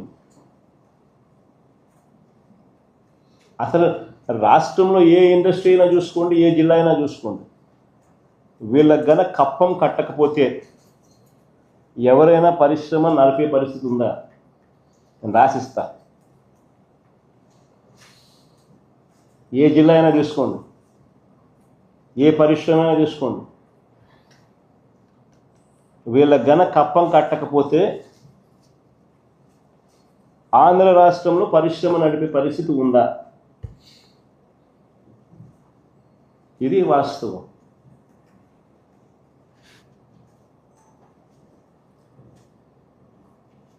ఈ మధ్య ఇంకొక డ్రామా ఆడుతా ఉన్నాడు చంద్రబాబు నాయుడు. అసలు మామూలుగా చంద్రబాబు నాయుడు గారు కొత్త సంవత్సరం వేడుకలకు ఆయన కానీ ఆయన కుమారుడు కానీ విదేశాలకు వెళ్ళారు. ఎక్కడికి వెళ్ళారో ప్రజలకు ఎలాగో తెలియదు. పైపెచ్చు ఈ వీళ్ళ ఎల్లో మీడియా దీన్ని దాచిపెట్టే కార్యక్రమంలో భాగంగా కొత్త సెన్సేషనల్ అబద్ధాలు క్రియేట్ చేస్తున్నారు. పారిశ్రామిక ప్రతిపాదనల్లో దేశంలో ఏపీ నెంబర్ 1 అంటూ ప్రతిపాదనలు అంట. పారిశ్రామిక ప్రతిపాదనలలో దేశంలో ఏపీ నెంబర్ 1 అంటూ కొత్త వక్రీకరణ. ఇది మరో స్టోరీ. ప్రతిపాదనలు అంట, announcements not investments, publicity not reality. వంట వాళ్ళకు డ్రైవర్లకు సూట్లు బూట్లు వేసేయడము, వాళ్ళని కూర్చోబెట్టడము, ఎంఓయూలు రాసేయడము, ఇన్ని లక్షల కోట్లు అనౌన్స్మెంట్లు. ఇది చంద్రబాబు నాయుడుకి అలవాటైన పనే, కొత్త కాదు ఇది. 2014 నుంచి 19 మధ్య కూడా ఇలాంటి కథలే మనం విన్నాం. అసలు 2014 నుంచి 19 మధ్య ఎన్ని పరిశ్రమలు గ్రౌండ్ అయ్యాయి? మన హయాంలో 2019 నుంచి 24 మధ్య ఎన్ని పరిశ్రమలు గ్రౌండ్ అయ్యాయి? పెట్టుబడులు ఎన్ని వచ్చాయి? ఉద్యోగాలు ఎన్ని వచ్చాయి అని ఒక్కసారి గమనిస్తే ఇది RTI right to information act నుంచి తీసుకొచ్చిన డాక్యుమెంట్. ఇది ఒకసారి గమనిస్తే మీకే కంటికి కనిపిస్తూ ఉంది. 2014 నుంచి 2019 మధ్య గ్రౌండ్ అయినవి ఎన్ని అని అంటే కేవలం 50,708 కోట్ల పెట్టుబడులు. ఇది major industries, large industries.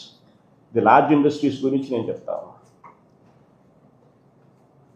Ground అయినవి 50,708 కోట్లు. ఈ లార్జ్ ఇండస్ట్రీస్ వల్ల ఉద్యోగాలు వచ్చినవి 84,333 అని. 2019 నుంచి 24 ఈ మాదిరిగా మన ప్రభుత్వంలో అబద్ధాలు ఉండవు, మోసాలు ఉండవు, జెన్యున్గా, న్యాయంగా, ధర్మంగా ఏదైతే ఉందో అదే చెప్తాం. టోటల్ ఇన్వెస్ట్మెంట్స్ గ్రౌండ్ అయినవి 69,000, చంద్రబాబు నాయుడు కన్నా ఆల్మోస్ట్ 25% ఎక్కువ. ఆయన హయాంలో 50,000 అయితే మా హయాంలో 70,000 కోట్లు గ్రౌండ్ అయినవి. ఎంప్లాయ్మెంటు ఈ లార్జ్ ఇండస్ట్రీస్లో ఆయన హయాంలో 84,000 అయితే మా హయాంలో 90,230 ఉద్యోగాలు.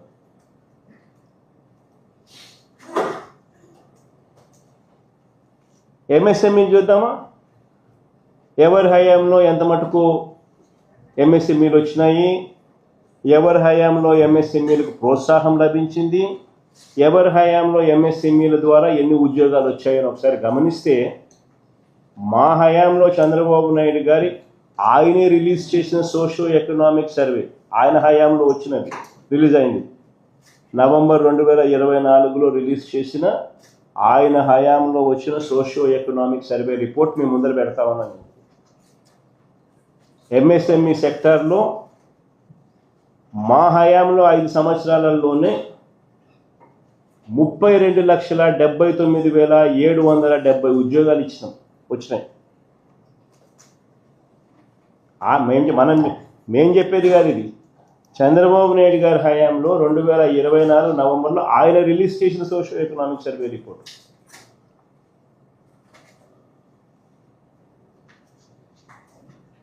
అదే ఆయన హయాం చూస్తే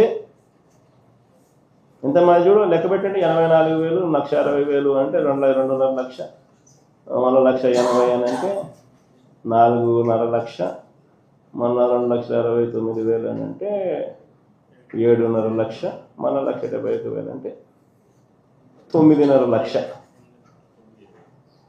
దాదాపు 9.5 లక్ష ఆయన హయాంలో వస్తే 32 లక్షలు మా హయాంలో వచ్చినాయని చెప్పి చంద్రబాబు నాయుడు రిలీజ్ చేసిన డాక్యుమెంట్ ఎంఎస్ఎంఈ సెక్టర్లో.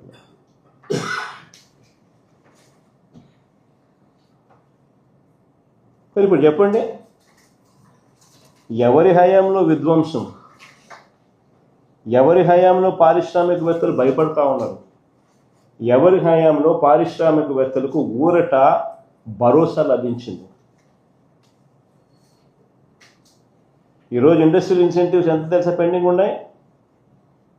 పుట్టి ఎంఎస్ఎంఈ సెక్టర్లోనే దాదాపుగా 2,000 కోట్ల రూపాయల పైచిలుకు ఇండస్ట్రియల్ ఇన్సెంటివ్స్ పెండింగ్ ఉన్నాయి. ఇచ్చే నాతులు లేడు, పట్టించుకునే నాతులు లేడు.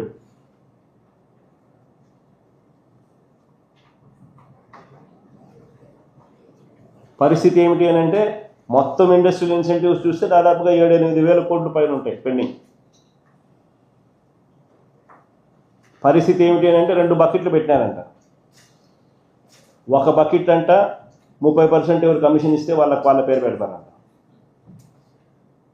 రెండో బకెట్ అంట న్యూట్రల్గా కనపడడానికి కేవలం 20% ఇస్తారంట. 20% మాత్రం పెడతారంట న్యూట్రల్గా కనపడడానికి.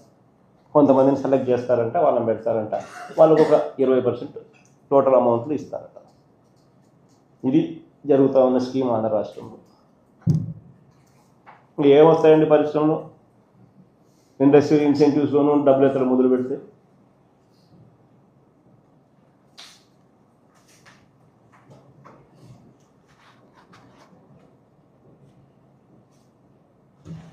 ఈ దఫా కూడా గతంలో మాదిరిగానే చంద్రబాబు నాయుడు గారు పెట్టుబడుల విషయంలో పబ్లిసిటీ మాత్రం చంద్రబాబు నాయుడు గారి పీక్లో ఉంది.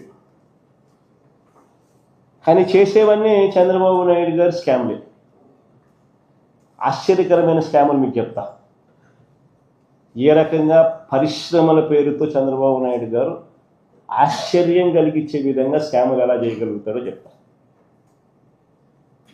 పేరుకు 1-2 పెద్ద కంపెనీలకు ఉచితంగా భూములు ఇస్తున్నట్టు ప్రకటిస్తాడు. పేరుకు మాత్రం 1-2 పేర్లు చెప్తాడు, పెద్ద పేర్లు. వారికి ఉచితంగాను 99 పైసలకి భూములు ఇస్తా ఉన్నట్టుగా ప్రకటిస్తాడు. ఆ ముసుగులో 1,000 కోట్ల విలువైన భూముల్ని ఇతర తన మనుషులకు తన బినామీలకు కారు చౌకగా ఇటువైపు నుంచి ఇస్తాడు. పబ్లిసిటీ ఏమో వాళ్ళ పెద్ద కంపెనీల పేర్లు, ఒకటో రెండో పేర్లు అవి మాత్రం చెప్తాడు. రూట్ చూస్తే ఈ పక్క ఎల్లయ్యలకు, పుల్లయ్యలకు, సున్నయ్యలకు, ఈ పక్క తన బినామీలకు కారు చౌకగా స్కాములు చేస్తూ డబ్బులు ఇచ్చుకునే కార్యక్రమాలు. తన మనుషులకు, తన బినామీలకు. విశాఖపట్నంలో దాదాపుగా 2,000 కోట్ల రూపాయలు విలువ చేసే దాదాపు 14 ఎకరాల భూమి 99 ఏళ్లకు లూలు గ్రూప్కు లీజుకి ఇచ్చినాడు. ఎలాంటి టెండరు లేదు, ఎలాంటి ఆక్షను లేదు. కేవలం కంపెనీ రాసిన లెటర్ ఆధారంగా ఈ భూములు వాళ్ళు మాల్ కట్టుకునేదానికి ఈయన ఇచ్చినాడు. ఇదే లూలు గ్రూపు అహ్మదాబాద్లో, గుజరాత్లో 16 ఎకరాల భూమిని 519 కోట్ల రూపాయలకు వేలంలో కొనుగోలు చేసి మాల్ కడతా ఉన్నారు. గుజరాత్లో ఇదే లూలు గ్రూప్ 16 ఎకరాల భూమి 519 కోట్ల రూపాయలు బిడ్డింగ్ చేసి ఆక్షన్లో భూమి కొని అక్కడ మాలు కడతా ఉన్నారు. ఆంధ్ర రాష్ట్రంలో ఫ్రీగా చంద్రబాబు నాయుడు గారు ఆక్షన్ లేదు, మన్ను లేదు, పాడు లేదు, ఏమి లేదు, 99 ఏళ్ళ ఊరికి లీజు లూలుకు 14 ఎకరాలు 2,000 కోట్లు భూమి ఇస్తున్నారు. ఇది ఆంధ్ర రాష్ట్ర పరిస్థితి మాలు కట్టడానికి. సరే, ఇంకొక అడుగు ముందుకేద్దాం. ఇప్పుడు ఇది అహ్మదాబాద్లో లూలుకు సంబంధించి ఏ రకంగా ఆ రాష్ట్రం క్రెడిట్ తీసుకుంటూ the city's biggest land deal so far has also set the record for the highest stamp duty from a single sale deal. ఇక్కడ స్టాంప్ డ్యూటీ కూడా ఎగ్జంప్షన్ మన రాష్ట్రంలో. అక్కడ స్టాంప్ డ్యూటీకి హైయెస్ట్గా వచ్చిందని కూడా వాళ్ళు పబ్లిసిటీ చేసుకుంటా ఉన్నారు.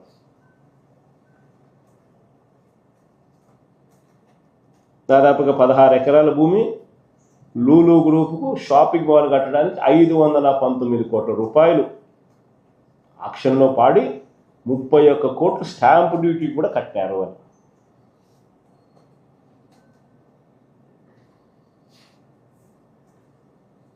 ఈ టైమ్స్ ఆఫ్ ఇండియాలో ఆర్టికల్ ఎవరైనా కావాలంటే సార్ చూసుకోండి.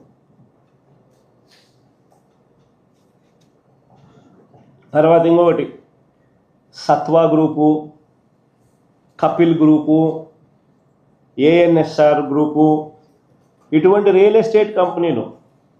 ఈ కంపెనీలకు భూముల కేటాయింపులో కూడా ఎలాంటి యాక్షన్లు లేవు. పక్కన తెలంగాణలో చూస్తూ ఉంటే యాక్షన్లు కనపడతాయి. 170 కోట్ల ఎకరాకు పోయిందని గుజరాత్లో ఆక్షన్లలో కనపడతా ఉన్నాయి. ఇంత డబ్బులు సంపాదిస్తున్నారని ఆక్షన్లలో ల్యాండ్. మన రాష్ట్రంలో మాత్రం రియల్ ఎస్టేట్ కంపెనీలకు సత్వా, కపిల్, ఏఎన్ఎస్ఆర్ ఇటువంటి రియల్ ఎస్టేట్ కంపెనీలకు భూముల కేటాయింపులో ఎటువంటి ఆప్షన్స్ లేవు. ఈ ఒప్పందాలు ఒకసారి చూస్తే ఈ సత్వాకి కానీ, కపిల్కి కానీ, ఏఎన్ఎస్ఆర్కి కానీ ఎకరా 50 కోట్లు విలువ చేసే భూములు వీళ్ళకు కేవలం 1.5 కోటికి ఇచ్చినారు. ఎకరా 50 కోట్ల రూపాయలు విలువ చేసే భూములు కేవలం 1.5 కోటికి ఇచ్చినారు. సత్వాకు 30 ఎకరాలు, కపిల్ చిట్ ఫండ్స్ వాళ్ళకు 10 ఎకరాలు, ఏఎన్ఎస్ఆర్ వాళ్ళకు 10 ఎకరాలు, ఇంకా రహేజాకి అయితే మరి 99 పైసలకి. అన్నిటికన్నా ఇంకా పెద్ద స్కామ్ చెప్పంటారా ఇక్కడ? ఒకవైపున భూములు కారు చౌకగా ఇవ్వడమే కాక, ఎలాంటి ఆక్షను లేకుండా ఇవ్వడమే కాక, మరోవైపున ఏం చేస్తామన్నారో తెలుసా? ల్యాండ్ యూస్ కన్వర్షను, ల్యాండ్ యూసు వీళ్లకు 40%, 50% మిక్స్డ్ యూస్కు వీళ్ళకు చేసుకునేదానికి స్వేచ్ఛనిస్తూ, మరోవైపున వీళ్ళు బిల్డింగులు కడితే స్క్వేర్ ఫీట్కి 2,000 రూపాయలు వీళ్ళకి తిరిగి గవర్నమెంట్ ఇస్తుందట. ఇది నిజంగా బొనాన్సా కాదా? ఎవడన్నా రియల్ ఎస్టేట్ వ్యాపారస్తునికి ఈ మాదిరిగా ఇస్తారా మీరు? వీళ్ళు బిల్డింగ్లు కడితే స్క్వేర్ ఫీట్కి 2,000 రూపాయలు ఎదురు గవర్నమెంట్ ఇస్తున్నట్టు వీళ్ళకి. చూడండి page number 16 IT and GCC policy 4.2 incentives for infrastructure developers అని చెప్పి వీళ్ళకు వర్తింపజేస్తూ ఇది పెట్టారు. 50% క్యాపిటల్ సబ్సిడీ అంట, మ్యాక్సిమం ₹2,000 పర్ స్క్వేర్ ఫీట్ అంట, పేడ్ ఓవర్ 5 years అంట. ఏంటండి ఇది?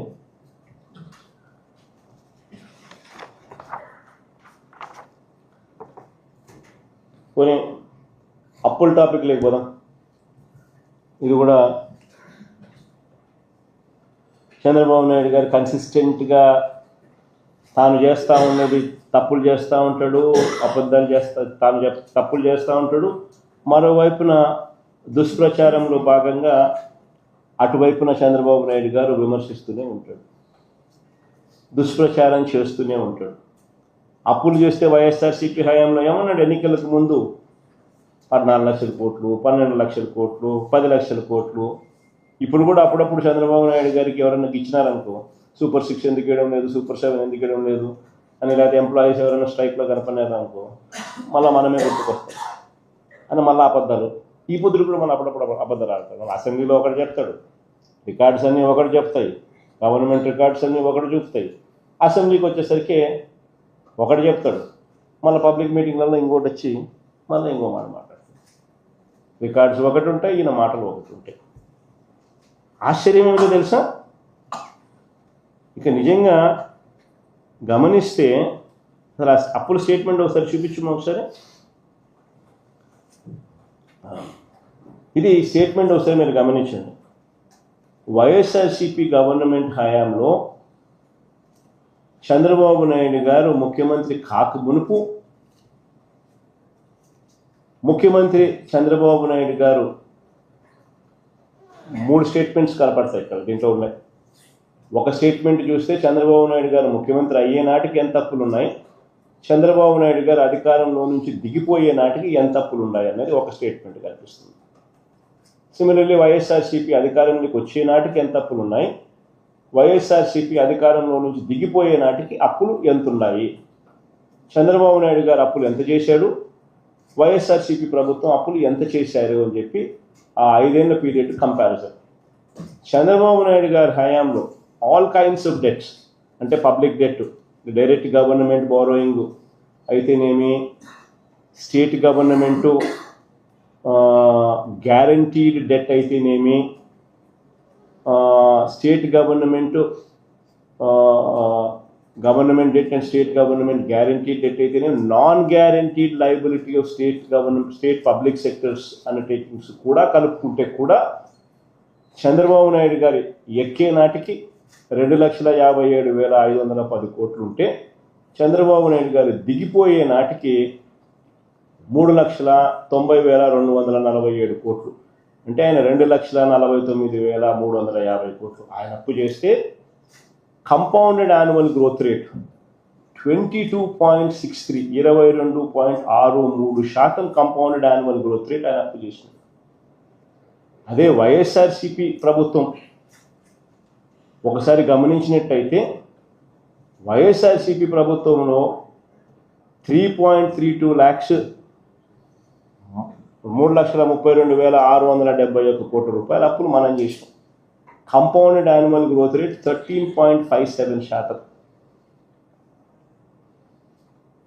3,32,671 కోట్ల రూపాయలు ఏదైతే మనం అప్పు చేసినామో, ఇందులో 2,73,000 కోట్ల రూపాయలు డీబీటీగా అందించిన ఘనత మా ప్రభుత్వానికి.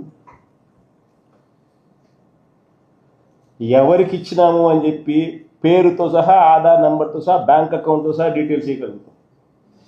2,73,000 కోట్ల రూపాయలు డీబీటీగా అందించిన ఘనత మాదైతే, చేసిన అప్పులు మొత్తం 3,32,000 కోట్లు మేము అప్పులు చేస్తే, చంద్రబాబు నాయుడు గారు ఈ 2 సంవత్సరాలు కూడా కాక మునిపే ఈయన గారు ఇప్పటికే ఎంత చేసినాడో తెలుసా? అప్పు 3,02,303 కోట్లు. అంటే మేము 5 ఏళ్లలో చేసిన అప్పులో 90.87% ఈయన 2 ఏళ్ళు తిరక్కతలికి ఇప్పటికే చేసేసాం.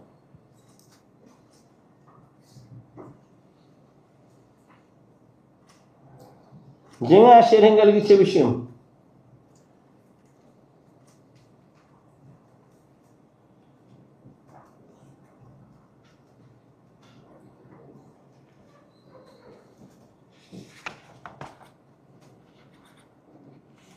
మనం ప్రతి ఏటా సంక్షేమ క్యాలెండర్ విడుదల చేసి వాటిని క్రమం తప్పకుండా మనం అమలు చేస్తే చంద్రబాబు నాయుడు గారు అప్పులు తెచ్చుకోవడానికి క్యాలెండర్ విడుదల చేస్తున్నాడు. వచ్చే 3 నెలల కాలంలో మరో 11,000 కోట్లు ఆయన అప్పు చేయడానికి కోసం ఆర్బీఐకి ఇండెంట్ పెట్టాడు. ఈ అప్పులు తేవడానికి కూడా ఒక పద్ధతి లేదు, ఒక పాడు లేదు. రాజ్యాంగాన్ని కూడా ఉల్లంఘిస్తా ఉన్నాడు.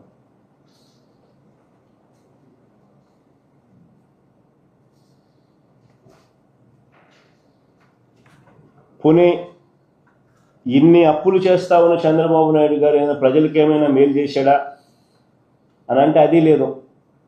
సూపర్ 6 లేదు, సూపర్ 7 లేదు. పైగా వైఎస్ఆర్సీపీ ప్రభుత్వంలో అమలు అవుతా ఉన్న స్కీములన్నీ రద్దు. పైగా ఫీజు రీయింబర్స్మెంట్ దిక్కులేదు. విద్యాదీవెన, వసతి దీవెన గాలికి ఎగిరిపోయింది. పైగా ఆరోగ్యశ్రీ గాలికి ఎగిరిపోయింది. రైతులకు దిక్కు లేదు, చదువుకుంటున్న పిల్లలకు దిక్కు లేదు, అక్క చెల్లెమ్మలకు దిక్కు లేదు, ఉద్యోగులకు దిక్కు లేదు. ఉద్యోగులకు కూడా దాదాపుగా 8,000 కోట్లు, దాదాపు 30,000 కోట్లు బకాయిలు. 4 డిఏలు పెండింగ్. పిఆర్సీ లేదు, ఐఆర్ లేదు.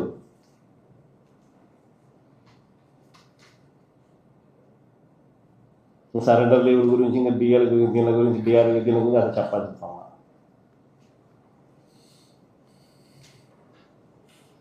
మరోవైపు ప్రజల మీద విపరీతంగా బాధుడే బాధుడు.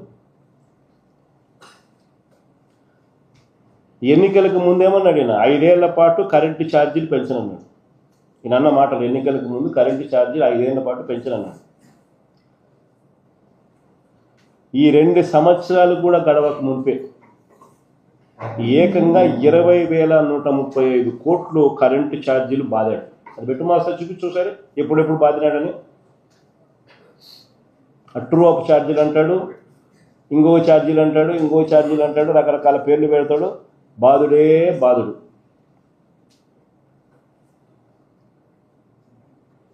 చూసుకోండి మా 29/11/2024 9,412 కోట్లు బాధుడు. FPPCA true up order dated 29/11/2024. FPPCA true up order dated 25/10/2024 మరో 6,072 కోట్లు. FPPCA true up order dated 27/9/2025 మరో 1,863 కోట్లు. Provisional FPPCA charges during this financial year 0.04 paise per kilowatt hour estimated మరో 2,787 కోట్లు. వెరసి మొత్తము ఈ 2 ఏళ్ల కాలంలోనే చంద్రబాబు నాయుడు గారు 20,135 కోట్ల రూపాయల ఎలక్ట్రిసిటీ ఛార్జెస్ బాధుడే బాధుడు. రిజిస్ట్రేషన్ ఛార్జీలు 50% పెంచినాడు. భూములు కొనాలంటే షాక్ పట్టించే పరిస్థితి. గ్రామాల్లో ప్రజలు త్రాగునీటి పైన ఛార్జీలు వసూలు చేస్తూ ఉన్నారు. గ్రామాలలో ప్రజలు తాగే త్రాగునీటి పైన కూడా ఛార్జీలు వసూలు చేస్తూ ఉన్నారు. లేటెస్ట్గా వెహికల్స్ మీద రోడ్ సెస్ అంట. అక్కడేమో GST తగ్గించింది నిర్మలమ్మేమో కేంద్ర ప్రభుత్వం.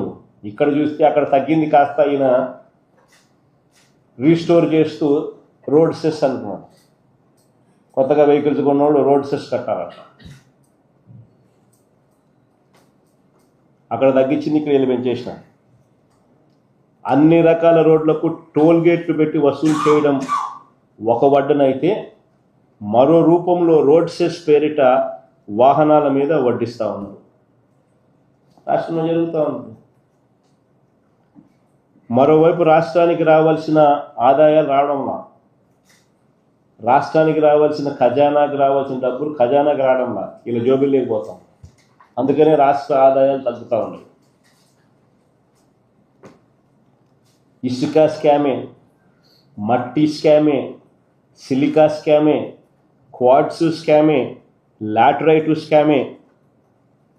రాష్ట్రంలో పెద్ద ఎత్తున గ్రామంలో కనిపించే విధంగా లిక్కర్ మాఫియా, అధిక ధరలకు పీపీఏలు చేసుకుంటూ స్కాములు, కమిషన్లు.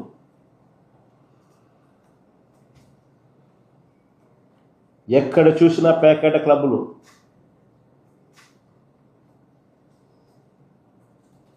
ఏ ఊళ్ళో చూసినా రేషన్ మాఫియా. ఈరోజు రాష్ట్రంలో చెప్తా ఉన్నాను, కింద నుంచి పై దాకా ఏ పని కావాలన్నా కూడా లంచం ముట్ట చెప్పాల్సిందే. రాష్ట్రంలో పరిస్థితి ఇది.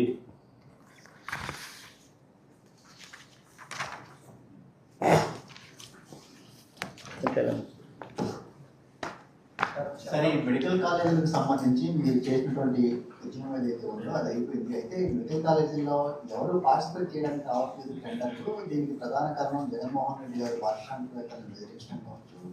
అందుకే వీళ్ళు రావట్లేదని విమర్శ ఏంటంటే మంచిదే కదా స్వామి, తప్పేముంది.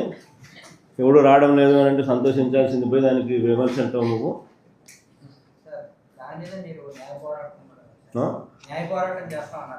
న్యాయ పోరాటంలో భాగంగా ఈరోజు కోర్టులో నేను అడ్మిట్ కూడా అయింది కదా. మొత్తం 1 కోటి సంతకాలకు సంబంధించిన ప్రజల వాయిస్ను నిన్న వైఎస్ఆర్సీపీ అఫీషియల్గా కోర్టుకు ఫైల్ చేసింది. కోర్టు దాన్ని యాక్సెప్ట్ చేసింది. 6 వారాల్లో గవర్నమెంట్ స్పందించాలని చెప్పి గవర్నమెంట్కి కూడా సమన్లు పంపించింది. That cases going on in the court. ఇది biggest scam of the decade. నిజంగా చెప్పాలనంటే అసలు ఎక్కడైనా కూడా మెడికల్ కాలేజీలను కట్టినవి, ఆల్మోస్ట్ అయిపోయే పరిస్థితిలో ఉన్నవి, సగం కట్టినవి ఎక్కడైనా కూడా ఫ్రీగా ఇవ్వడమే కాకుండా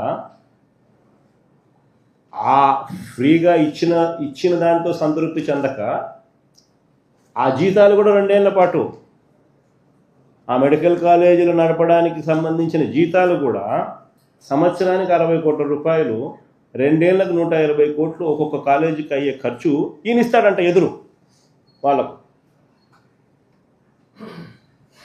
గవర్నమెంట్ ల్యాండు, గవర్నమెంట్ ఆస్తి, గవర్నమెంట్ బిల్డింగ్లు, government medical college, government staff, జీతాలు ఇచ్చేది గవర్నమెంటు, కానీ లాభాలేమో ప్రైవేట్ వాళ్ళకంట. స్కామ్ కాకపోతే ఇంకేందండి ఇది? ఇటువంటి స్కాముల్లో నిజంగా ఎవరైనా భాగస్వాములు అవుతారా? అదే నేను మా నాని ప్రెస్ మీట్లో మొన్న మాట్లాడుతూ అన్నాడు. ఫస్ట్ ఏమన్నారు, కామినేని వాళ్ళు పార్టిసిపేట్ చేసినారని చెప్పి, కిమ్స్ వాళ్ళు పార్టిసిపేట్ చేసినారని ఫస్ట్ టప డబ్బా కొట్టుకున్నారు. మళ్ళీ వెంటనే కిమ్స్ వాళ్ళు మేము పార్టిసిపేట్ చేయడం లేదు, ఈ స్కాముల్లో మాకు సంబంధం లేదు అని చెప్పి వాళ్ళు వెనక్కి తప్పుకున్నారు. వెనక్కి తప్పుకునేసరికి వీళ్ళకి ఏం చేయాలో దిక్కు తెలియదు. ఎవడో ఎల్లయ్యతోనూ, పుల్లయ్యతోనూ, డ్రైవర్లతోనూ, వంట మనుషులతోనూ అప్లికేషన్లు పెట్టిస్తూ ఉన్నారు. పెట్టించి వాళ్ళకైనా సరే నేను ఇస్తానంటానండి. అంతేగానే సెంట్రల్ గవర్నమెంట్ ప్రమోట్ చేయమని చెప్పింది, లెటర్ రాశారని చెప్పి మెడికల్ సెంట్రల్ గవర్నమెంట్ ఎప్పుడు అట్లా చెప్పలేదు. ఏ సెంట్రల్ గవర్నమెంట్ అలా చెప్పలేదు. మన ఛత్తీస్గఢ్లో ఎవరు ప్రభుత్వం ఉంది? బీజేపీ ప్రభుత్వమే కదా ఛత్తీస్గఢ్లో ఉండేది. అక్కడ కూడా 13 మెడికల్ కాలేజీలు కొత్తవి, గవర్నమెంట్ మెడికల్ కాలేజీలు మొన్న స్టార్ట్ చేసినారు ఛత్తీస్గఢ్లో కూడా.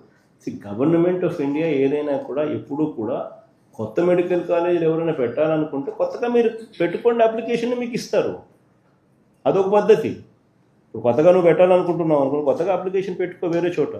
నువ్వంతకు నువ్వే భూములు కొనుక్కో, నువ్వంతకు నువ్వే బిల్డింగులు కట్టుకో, నువ్వంతకు నువ్వే అన్ని రకాలుగా అన్నీ చేసుకో. గవర్నమెంట్ నీకు సపోర్ట్ చేస్తుంది. ఏది? పర్మిషన్ల పరంగా. అదొక పద్ధతి. అది ఏ గవర్నమెంట్ అయినా సపోర్ట్ చేస్తుంది. కానీ ఈ మాదిరిగా స్కాములు చేస్తూ గవర్నమెంట్ ఆల్రెడీ కట్టిన బిల్డింగులను, గవర్నమెంట్ ఆల్రెడీ కట్టిన ఆస్తులను ప్రైవేట్ వాళ్ళకు ఊరికనే ఇచ్చేసేయడము, మీ జీతాలకు కూడా గవర్నమెంట్ ఇవ్వడం, ఇట్లాంటి ఎవడు చేయమని చెప్పి ఏ గవర్నమెంట్ ఎప్పుడు కూడా చెప్పను. రాయలసీమ లిక్విడేషన్ సంబంధించి ఇప్పటికీ అన్యాయం జరుగుతుందని మీరు ప్రకటించారు. అలాగే గవర్నమెంట్ కూడా అవసరం లేదని ఒక ప్రకటన కూడా చేస్తుంది. దీని మీద కార్యాచరణ ఏమైనా ఉంటుందా? లాస్ట్ టైం కూడా జలదీక్ష ఖచ్చితంగా వీటి మీద రాయలసీమ లిఫ్ట్ అన్నది రాయలసీమ ప్రజలకే కాకుండా రాష్ట్ర ప్రజలకు ఇది నిజంగా అవసరమైన ప్రాజెక్టు. రాయలసీమకు సంపూర్ణంగా నీళ్ళు అందితే గోదావరి నీళ్ళు యూటిలైజేషన్ కృష్ణా డెల్టా ప్రాంతానికి ఇంకా మోర్ సద్వినియోగం చేసుకోగలుగుతారు.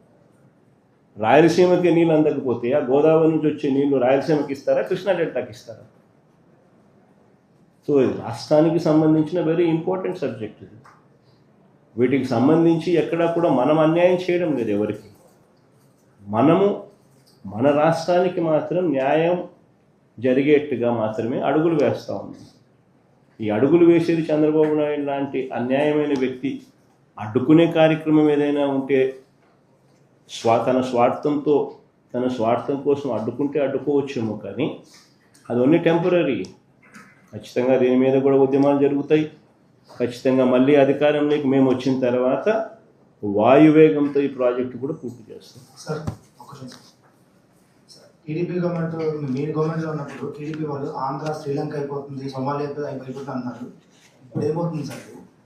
నువ్వే పేరు చెప్పాలబ్బా, కొత్త పేరు ఏదైనా, ఇంకా దేశం పేర్లు ఏదైనా ఉంటే చెప్పు.